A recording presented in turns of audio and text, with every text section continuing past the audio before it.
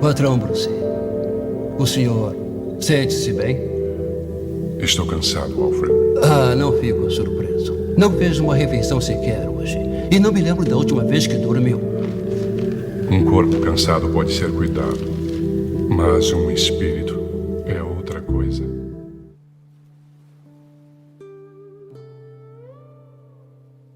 Oi, você deve estar se perguntando, por que a gente não consegue mais desligar a cabeça?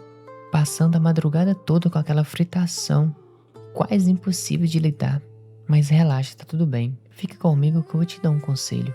Sabe aquele momento clássico do dia, quando você finalmente deita na cama, apaga a luz e tudo o que você queria era só dar uma descansada? Pois é, vai por mim, eu te entendo bem. Parece que é só o quarto ficar no breu que a nossa cabeça resolve ligar um motor potente e começa a fritar do nada. É uma parada que quase todo mundo passa hoje em dia, mas que é normal, porém cansa muito. Você fecha os olhos na intenção de apagar, mas a mente parece que abre uma gaveta cheia de BO. E com isso vem as dúvidas, as paranoias e o famoso pensar demais. E vamos ser sinceros, sobrepensar não é aquela reflexão saudável que você faz para resolver um problema real, tipo recalcular a rota de uma conta que vence amanhã.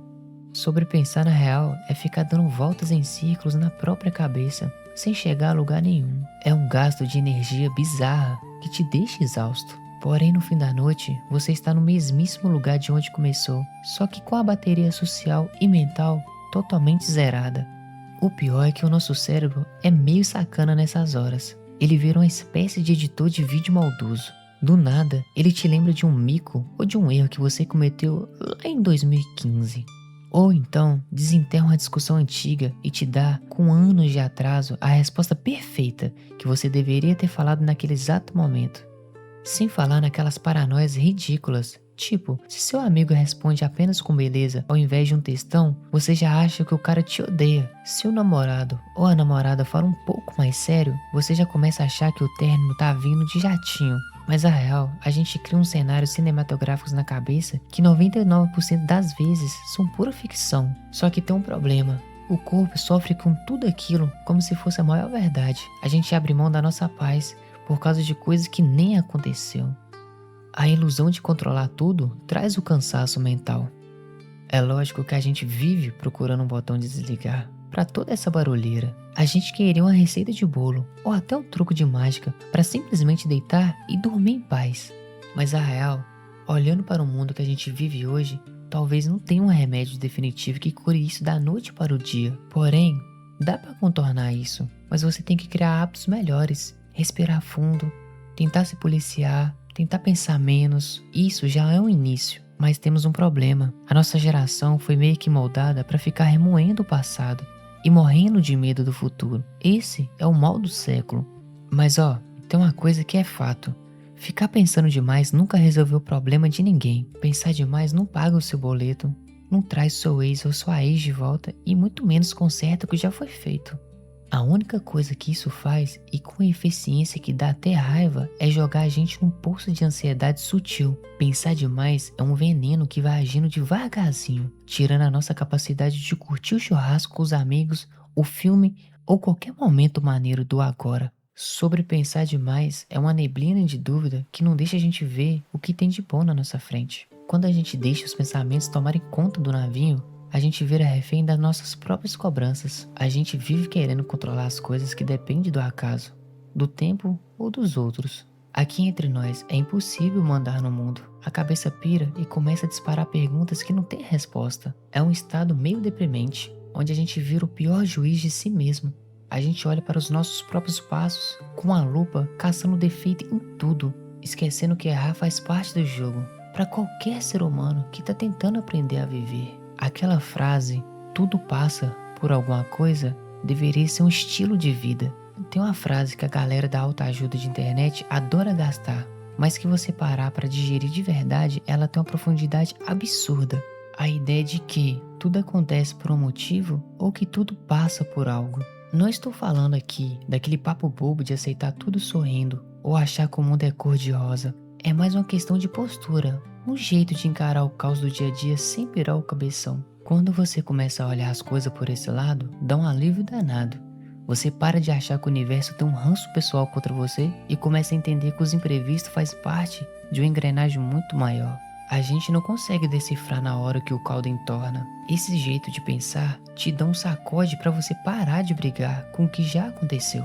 O que foi já foi. As cartas já foram dadas e ficar chorando leite derramado de madrugada não vai mudar o passado nem 1 milímetro. A gente como ser humano tem essa mania chata de ficar preso no e se. E se eu tivesse estudado mais? E se eu não tivesse mandado aquela mensagem? A gente fica nessa de ficar visitando realidades paralelas onde tudo estava certo, enquanto a vida real tá correndo do lado de fora.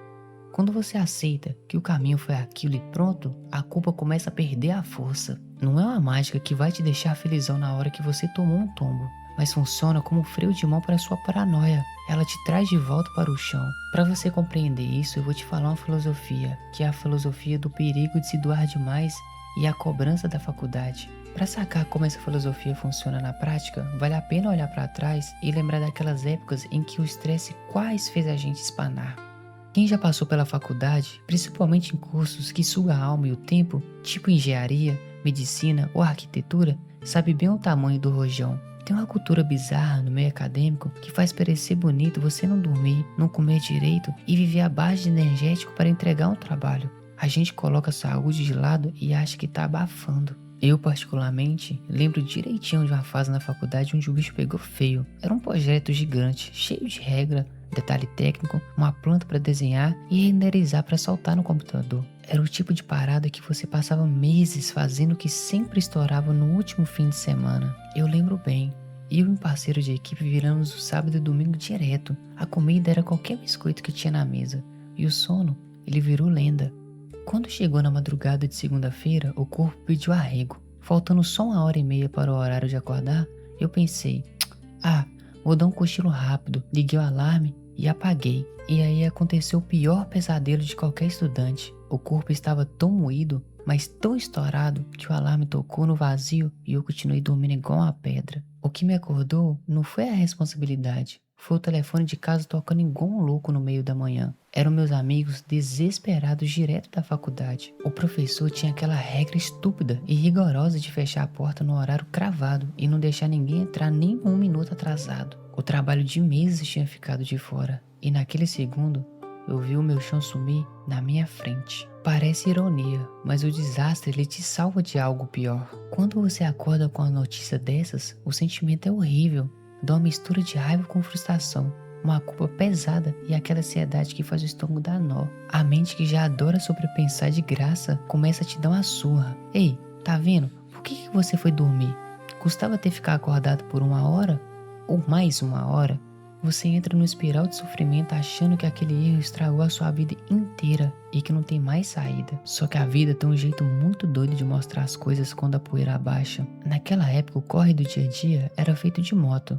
Quem tem moto ou anda na garupa sabe como é. Qualquer vacilo na rua, o para-choque é você.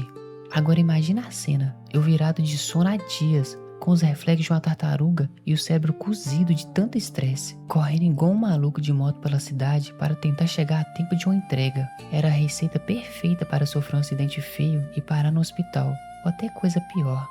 Olhando pelo retrovisor do tempo, ter ficado em casa dormindo não foi um erro, foi um livramento que meu próprio corpo arrumou para me segurar em casa.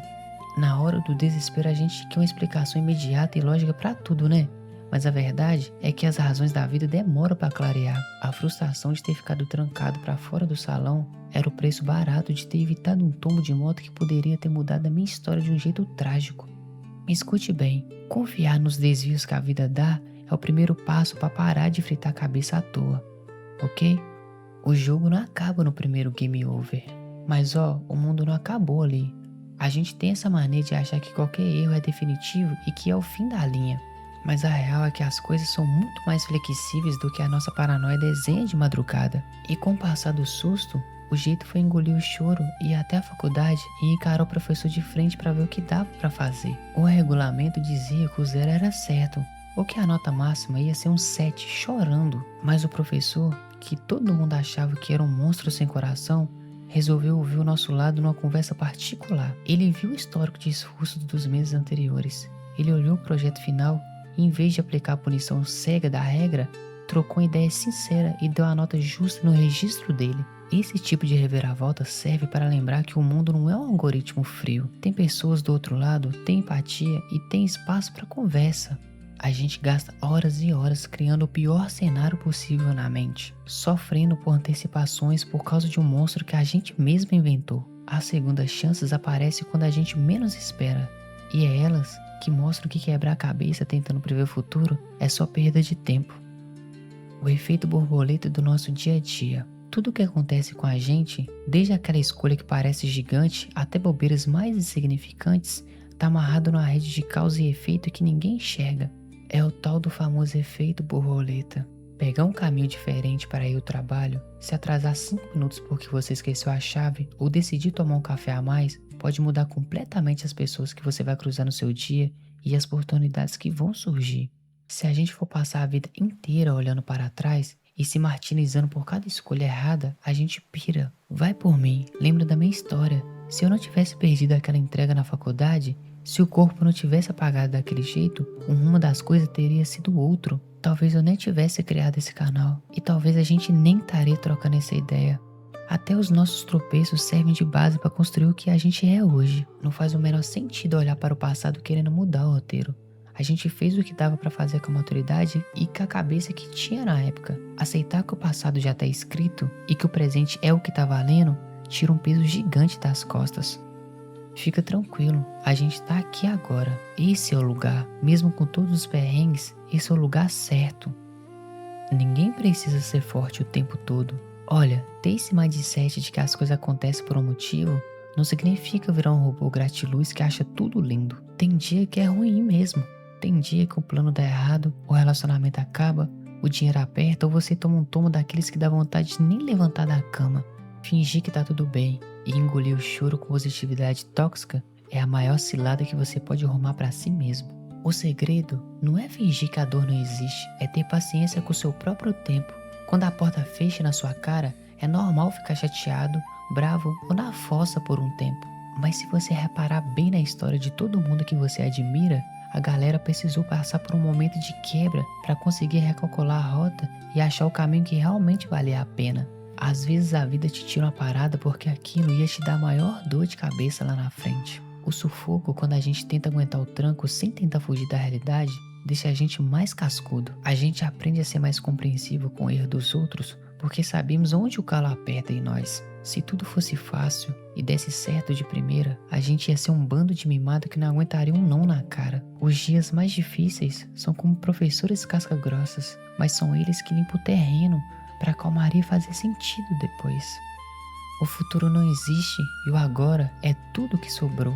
A gente passa a vida inteira fazendo planos para o futuro que ninguém sabe se vai chegar. É sempre aquela velha história.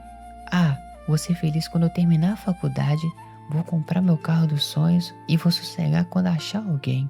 Nessa neurose de viver um amanhã, a gente esquece que o futuro é só um desenho na nossa cabeça e ela não tem garantia nenhuma de entrega. O hábito de sobrepensar adora esse terreno do amanhã. É ali que ele faz a festa. A gente tenta adivinhar o problema que vai dar mês que vem, tenta bolar o plano de contingência para a tragédia que nunca vai acontecer e tenta controlar até o que as pessoas vão pensar da gente. É uma operação inútil. A única moeda real que você tem no bolso para gastar é o minuto que você está vivendo agora. Deixar o futuro um pouco de lado não é virar um louco que não liga para nada. É só caminhar mais leve e entender que a graça da viagem está nas paradas que você faz no longo da estrada e não só na linha de chegada. Quando você cala aquelas perguntas ansiosas sobre o que vai ser da sua vida daqui 5 anos e foca em fazer o seu melhor hoje, o cansaço diminui e você finalmente consegue respirar. Desliga o motor e deixa o barulho passar.